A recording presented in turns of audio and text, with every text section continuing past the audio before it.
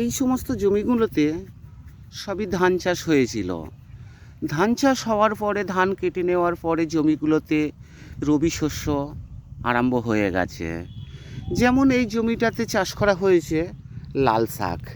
এই দেখুন কত সুন্দরভাবে হয়েছে, কি সুন্দর কালার।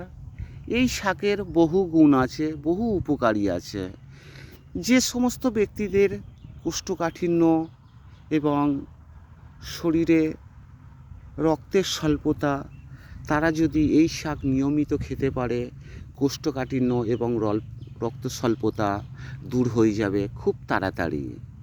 এর জন্য কোনো ওষুধপালা খাওয়ার দরকার নেই, শুধু এই শাক নিয়মিত ভাজি খেলেই হবে। এই শাকটি দেখতে যেমন সুন্দর এবং খেতেও তেমন টেস্টি, খুবই সুস্বাদু। দেখুন বিঘেকে বিঘে এই শাক চাষ করা হয়েছে। এই শাক করতে তেমন প্রচুর খরচেরও ব্যাপার নেই, খুব অল্প খরচে অনেক বেশি মুনাফা পাওয়া যায় এই শাক চাষ করে।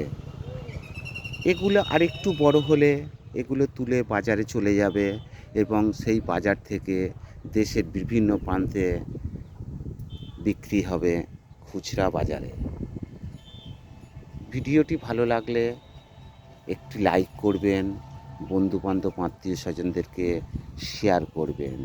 এরকম সুন্দর সুন্দর ভিডিও পেতে হলে বা দেখতে হলে আপনাকে চ্যানেলটিকে সাবস্ক্রাইব করতে হবে।